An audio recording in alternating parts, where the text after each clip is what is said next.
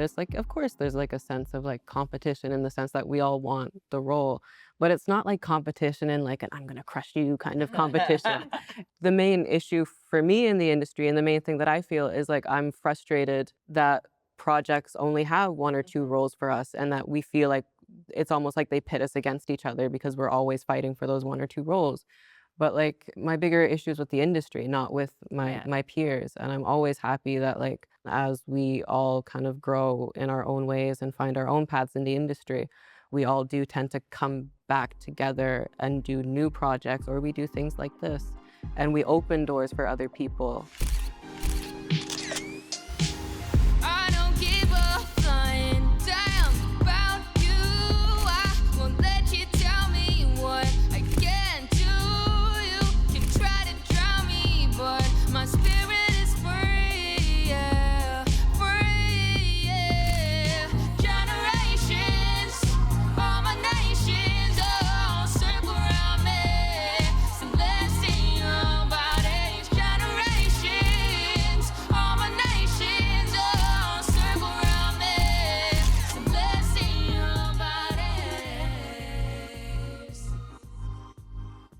Welcome to ReMATRIATE the Lens. So Cherish, do you have a favorite work event that happened in the last year that you can think about?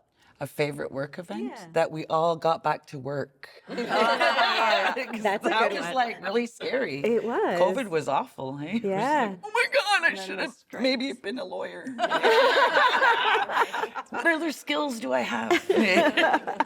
Yeah, no, I guess that would be it. The work is the The event. work is the event. Yeah, the work is the event, actually, yeah. I was always doing theater, so it's like been like a real crazy adventure to like get into film. I do like it, but I still miss the instant gratification of theater. I love that energy. Anna?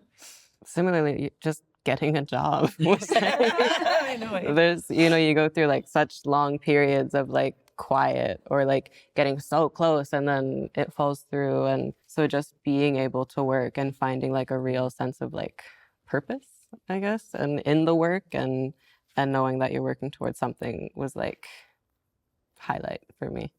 I'll be way more superficial. Yeah, do it.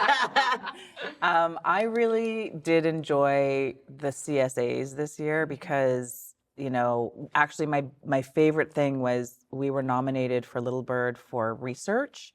And it was my mom, my aunt, like everyone from Saskatchewan and our consultant. And it was just like all these Indigenous women. We didn't win. The puppet guy, Dr. Dressup. Dr. Dressup. Mr. Dressup. Dr. Dressup. Mr. Dressup won the research category. But that, just getting together and being together for that was so epic. Like, it was a dream come true. So that, I think, was my favorite work event. I'm happy that I worked at all because I just gave birth to my first child, 3 months ago. And I was working on an indie film during my first trimester. And I guess I was lucky because I didn't have a terrible pregnancy. I wasn't very nauseous for most of it. And I was able to complete a lead role in an independent film. So I'm really excited to have something in the flu because like now I'm taking some time off and I don't feel like I recognize my life right now. And so in some ways that's beautiful. In other ways it's really scary. So I'll be eager to see this project when it's completed. Oh, nice. Do you remember when you started in film and TV and what did that landscape look like? I started acting when I was 15. I was in high school. And I'm from Iqaluit Nunavut. I grew up in Iqaluit Nunavut. I was living in Iqaluit Nunavut at the time. And there was a film casting there for a project called The Grizzlies.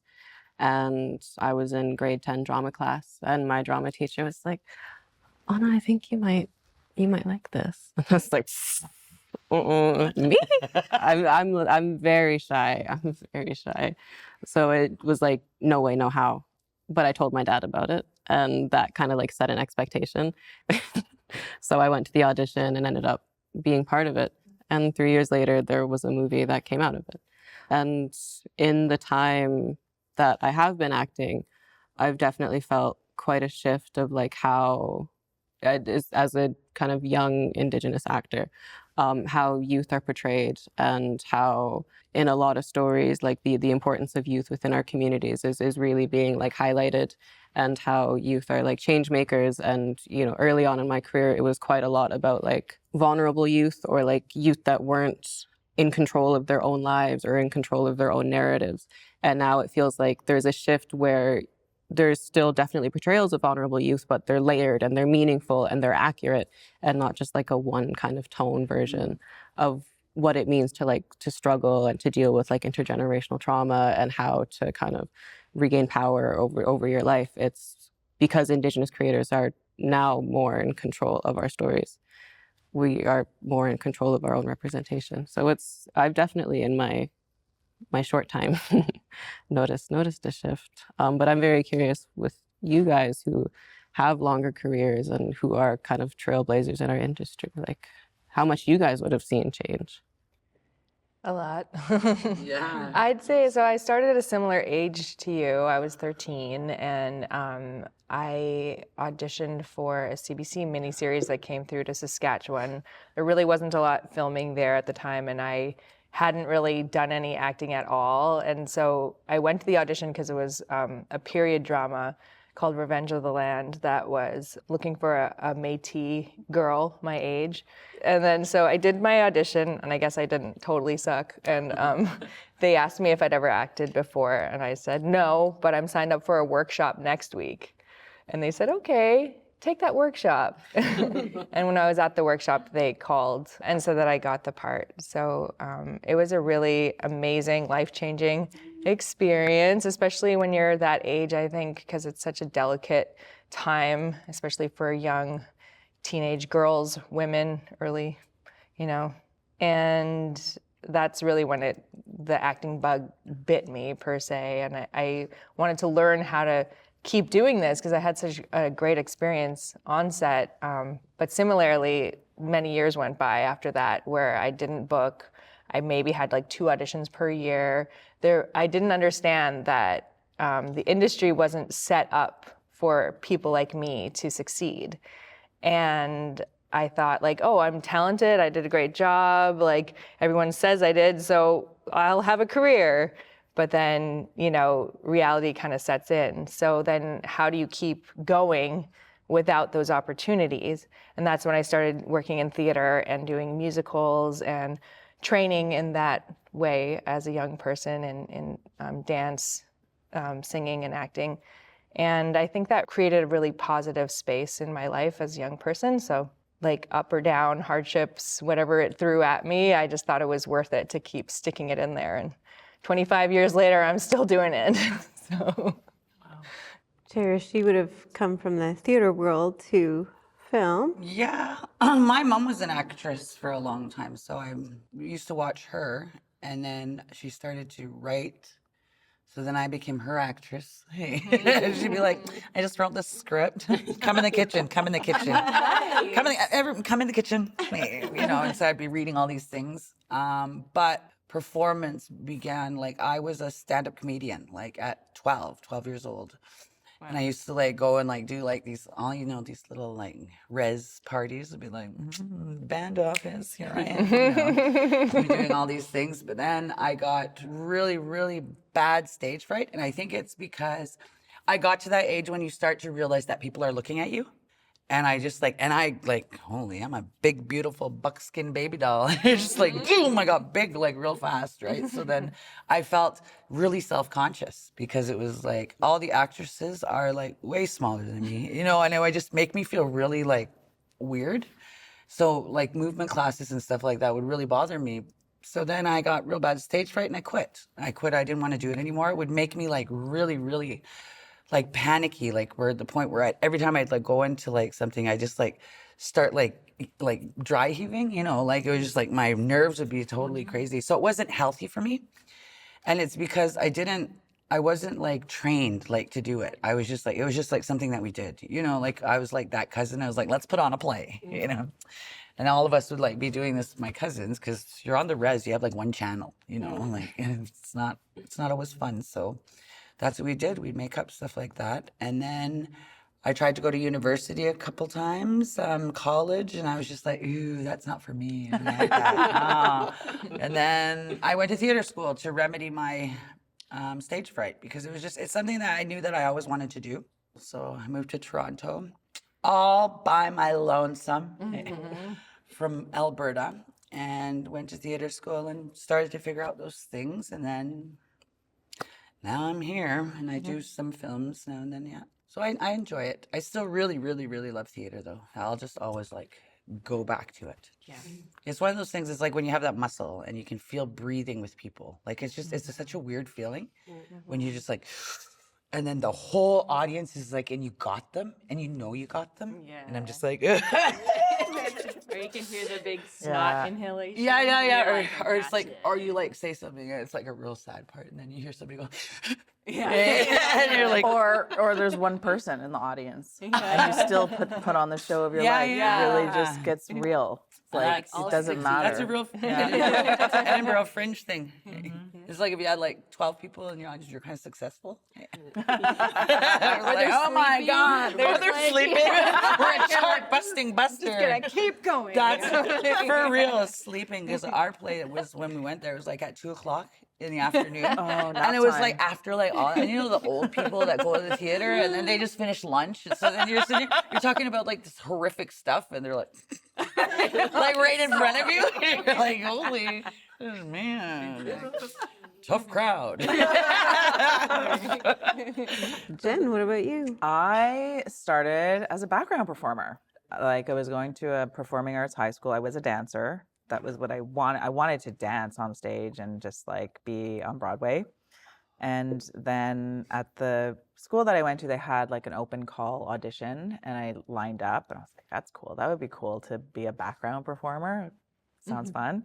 So I got the job. And at the time it was actually crazy because Michelle St. John, who had just done Where the Spirit Lives, and it was like the first movie that I ever saw with Native people in it. And it was like, it impacted me so much. And I started to follow her and like cut out her pictures, like really stalker-like pictures of in the newspaper. And it was like, it was in my locker in like grade 10. I had her picture all over my locker of like her Gemini and like, and so this show that I got a role in as a background was, she was in it. It was called 9B on CBC. And that was the first time I was on like a real film set. And I was like, wow, this is so amazing. This is the best thing ever. Like everyone here is so cool.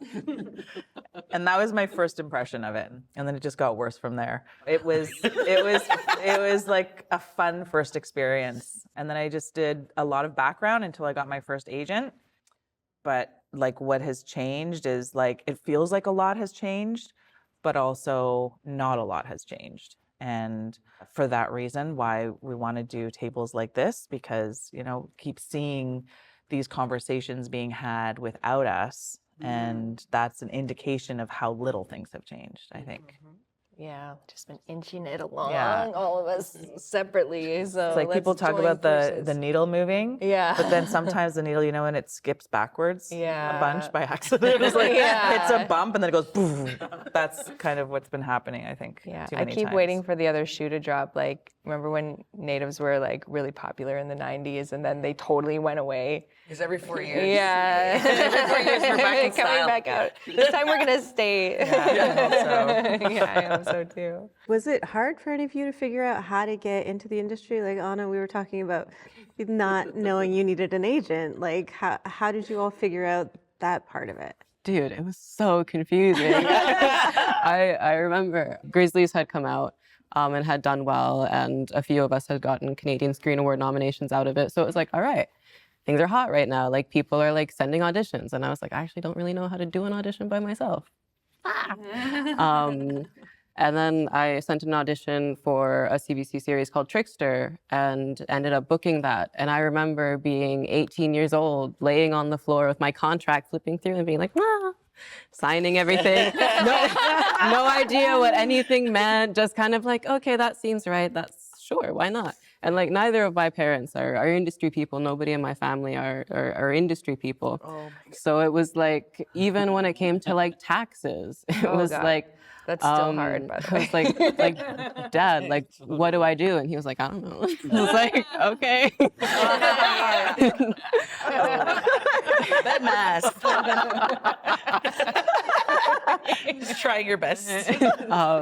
So it was kind of finding like community amongst other natives and like how we have to look out for one another in these spaces. Because I remembered Crystal Lightning, she was on Trickster as well. And she kind of like sat beside me and she was like, baby girl, you need an agent. I'm gonna set you up a call with my agent and you guys can chat. And I was like, oh, that's how that works. Like this is how things happen. Cause it was like, who do I reach out to? Who do I talk to? What do I do? Because when you grow up outside of the industry or nobody to kind of like be like, oh, like this is who you speak to. This is how this thing runs. So it really was like finding people in the industry and especially like Indigenous women that I felt like safe and comfortable with and looked up to who like took me under their wing and were like, just listen, just walk, just do the thing, ask the questions. And if something feels wrong, if something feels uncomfortable, talk to us and we'll give you guidance. And that's kind of how I've made it to this point. And I owe my career to so many Indigenous women, to Crystal, Alethea Anakakbaril, and Stacey McDonald, who were the producers of Grizzlies who took care of me. I owe my career to other Indigenous women. I feel very lucky. That's awesome. It was hard for me to navigate as a young person as well. I just felt like I was reinventing the wheel all the time. It was fun because when you're young, you're ambitious and excited about things, but I learned a lot of things the hard way and a lot of tough lessons about who not to trust and who not to believe. And, you know, so unfortunately, I definitely had a lot of bumps along the way and there wasn't a lot of camaraderie to rely on. But I did find a bit more of that in Vancouver when I moved there after New York. And I was at least able to get an agent and be involved with legitimate companies without having any skis balls coming, which is a big part of the industry too. Like there's a reason that these movements happened, and I'm glad that they did, you know. But it was hard, and I would hope that for women of color, Indigenous women in general in this industry, that tide has shifted and that now we can all kind of be there for one another and not see each other as competition so much and kind of just like sink or swim, girl, like you're on your own, like, you know. So I hope to be more present in younger actresses' careers as well. If anyone wanted to ask me, you know, how Crystal was there for you, like I would totally put myself out there as well. Those relationships are very important. I just am remembering like how I didn't know anything at all. My friend had an agent and she was like, you should get an agent. I was like, what's an agent? And then she's like, come see my agent. So I went to see that agent and I like prepared a monologue because I was like studying theater and I was like doing this theater monologue for this agent. And she was like, that's really good. Can you lose 10 pounds? So that was my like first day in the real business. And yeah, so I've been trying to lose that 10 pounds ever since. But I really didn't, everything I've done, I didn't know, but I like you, had a lot of people who I turned to because everything I did was a Native project. So I had all these other people to turn to. If there was like a group of us, a small group, then I'd be like, you know, trying to learn from those people and figure out what the hell, you know, we're supposed to do, if things are normal, if things are not normal. But ultimately, I think I spent a lot of time feeling super alone and like, just say yes, close your eyes, agree, like, you know, just back down, don't say anything, don't argue, be nice, like all of those things, because you're afraid of like causing problems. And then over the years, I realized like that's all you should be doing is causing problems because otherwise things are not going to change.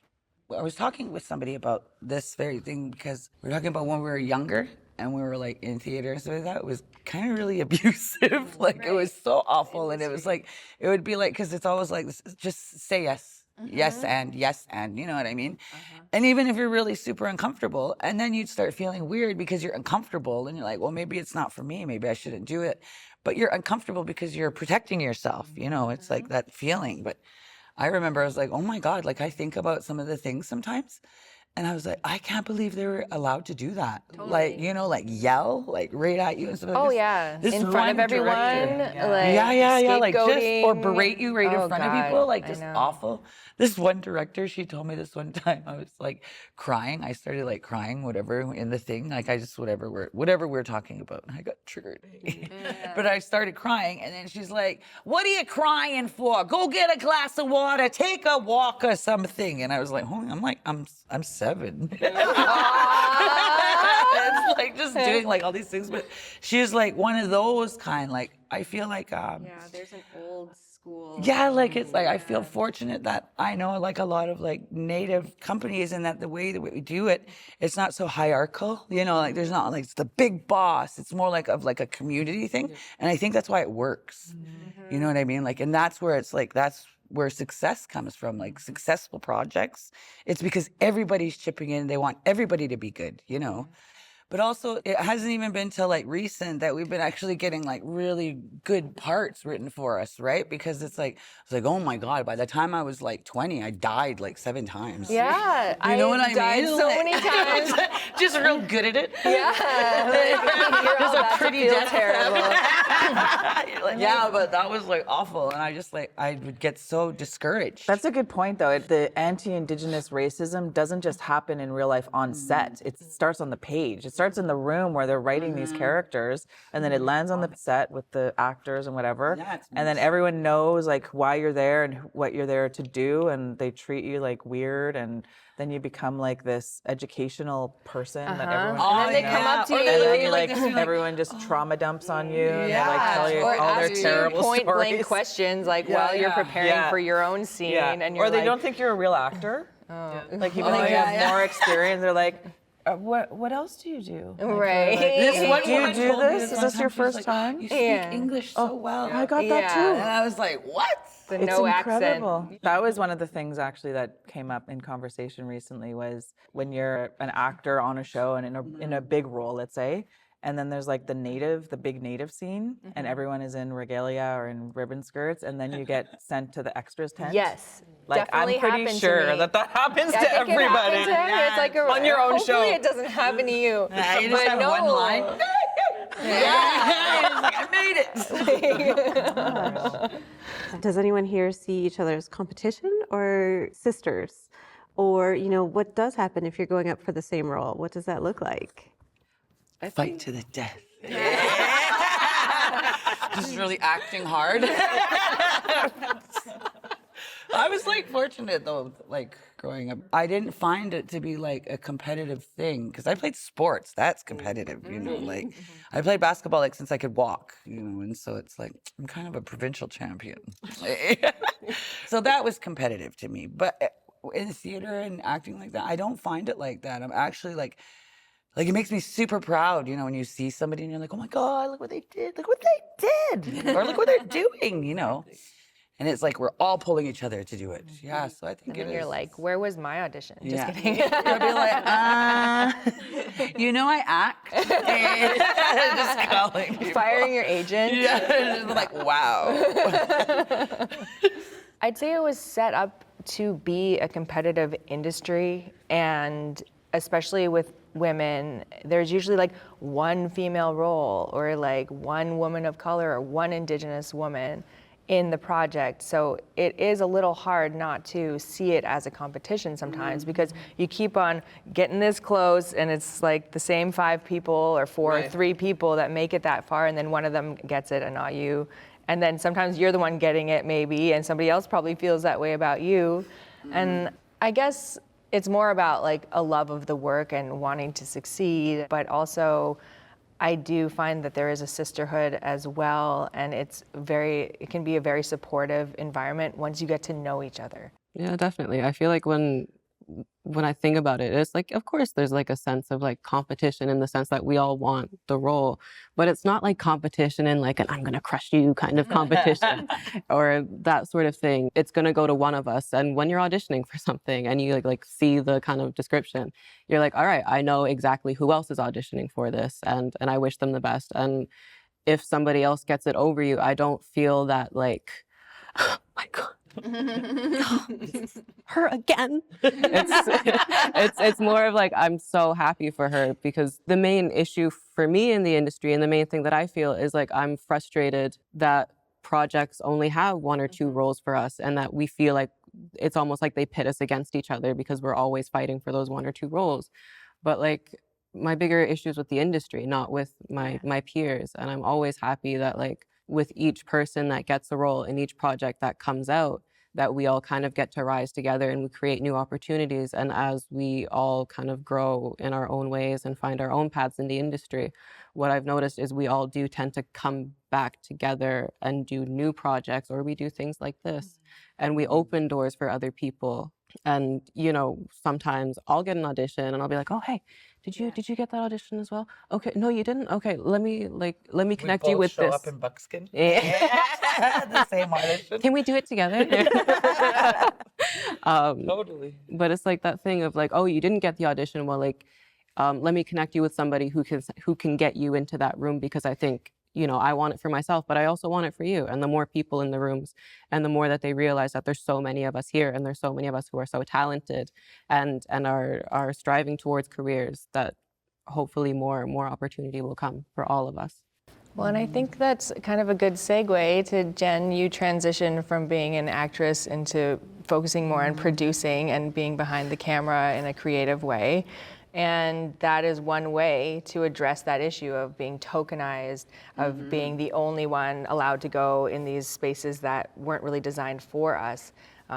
If there's multiple roles, then we don't have to feel so precious about each one and each opportunity, and we can start to come together and control the narrative a bit more. Yeah, I mean, that side is so difficult too. There's just so little space still. However, I feel like there's more space opening up because of the Indigenous Screen Office and, you know, opportunities for languages, so many movies being made, and, you know, casts of characters that are all Indigenous, which is like, really, that's the best part of the change, I think. But when I started producing, I realized, like, as an actor, oh, this is what's happening behind the scenes. And it's so hard because you can only choose one person. And sometimes it's just like a height thing. Because there's literally like 20 possibilities. Like, you love everybody and everyone brings something else. And it's never that someone's a bad actor. It's always just that whoever was right for that thing that was written. It's just a weird thing. And also the 20 people that have to have an opinion at the whatever, funders, broadcasters, there's lots of people. And as an actor, you know, I so rarely audition these days, but when I do, I just like give it up. I have zero control over this. I'm just gonna do my best, and if someone thinks it's good, then great.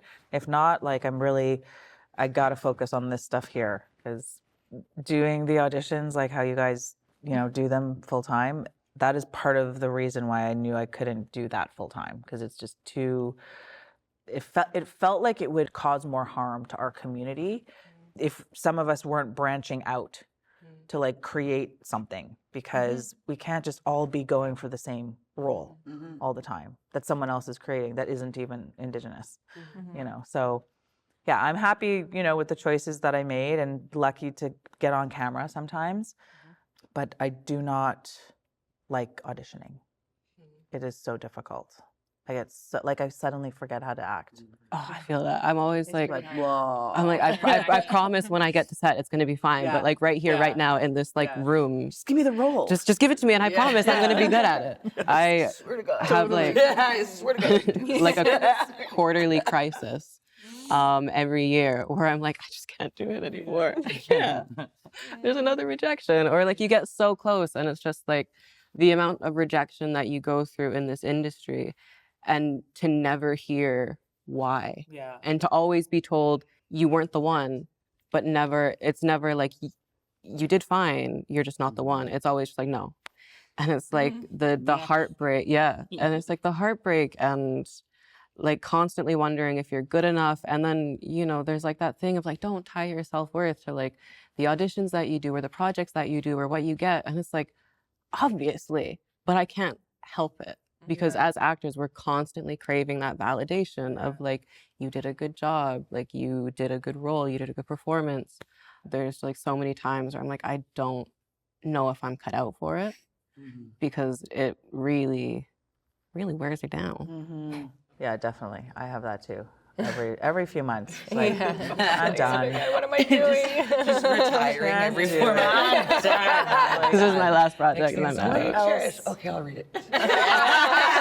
What else can I do? Going to law school. What are some of the biggest misconceptions that people have about the job that you all do? That it's glamorous. That we're all real rich. I do theater. It's so not glamorous. Yeah, you're out there freezing and like just trying to get the shot and like, you know, but it's still fun. It's really fun. But there's some days where you're like, I don't want to be here. I can't feel my face or like. I can't feel my face. Just hitting your feet. They're just frozen. Yeah, it's like on set, it's such a grind. Like just with sometimes working with difficult people or like on something like not feeling well or being sick or like it doesn't matter. Nothing matters. You just have to push through it. And the glamour is like maybe the red carpet or like, you know, getting dressed to do an interview. It's like that's the glamorous part that people see, but they don't see the auditioning. Like when you're in a bathroom in a hotel room in the middle of nowhere and you're trying to set up a camera and like get the right lighting and do an audition with a reader on Zoom and like how it's cutting out and it's just like so it's just and then the body image thing. I mean that is something I've battled my whole life and it's like you're just always never good enough. And the dialogue in your head, like it's not glamorous. So I think that is the misconception. Yeah, definitely. It's like the body image stuff. It's so difficult to remind myself I don't have to restrict my diet and increase my exercise leading up to a shoot or leading up to a show. But even if I'm not thinking about it, I will do it because I think I want to feel and look my best. And it's like, why is my best the most restricted and the most kind of like low version of myself? And also, the money thing. It's like, we're in film, but we're in Indigenous film. Yes. And then you win an award, and it's the only one that doesn't come with a check. You're like, If any young Indigenous, person is watching this and wants to get into the industry, what is one piece of advice you would give them? if I could go back and speak to young me, I would say, be yourself and don't take no for an answer. Just keep doing it if you want to do it. And the minute you don't want to do it, say no. I think what I notice is if something comes really quick for someone, like if they get a job out of an open casting call and then like kind of your situation where you waited a long time, people think that it might happen for them right away, but this is the long game. Like this is the long game. If you start from your first day, think about like a 50-year game. Don't think about a 5-minute game. It's like very long. It's like a lot of work and you have to show up. So much of the work you don't get paid for, which is the preparation, the training, the auditions, all that stuff. It's not easy and it's not for everyone. The job is not always actually working. It's always preparing. Most of it is preparation. My biggest piece of advice would be like find Indigenous women in the industry that you find comfort and safety in, and don't be afraid to ask them questions because they, more than anything, want you to be safe and want you to be comfortable and want you to be successful. So really like create and build your community and reach out to people because more often than not, we all just want everyone to succeed. So yeah, create a community, find people who will protect you. And when the moments come where you have to say no or you have to stand up for yourself, then you know that you have people that will be there to hold you because it's really, really scary to do that sometimes. But it's necessary, especially in this industry. So I was always like telling people like, I'd be like, make sure that you go like and get training and stuff like that. But in the training, then you have to really start realizing that you have to be really kind to yourself in this work, because otherwise it's going to make you go a little bit nuts, right? And there's all these different things that you have to do like mentally to like really like not even just be successful in it, but to like be successful as yourself, you know, and kind. So I guess it would be like, just take care of yourself, you know, and just like you said, like, and ask people. And you shouldn't ever be scared to like just speak up for yourself, you know, because I think that's a lot of the thing too, because especially like Native women, like they're always going to say that they were like, you know, like problematic or there's something wrong with you. She's got, oh, it's She's angry, intergenerational bossy. trauma, you know, like and all that kind of stuff. And it's like, I go to therapy, you know? It's like, I just don't like you. Yeah, I guess it would just be like, just take care of yourself in doing it. Yeah. That's great advice.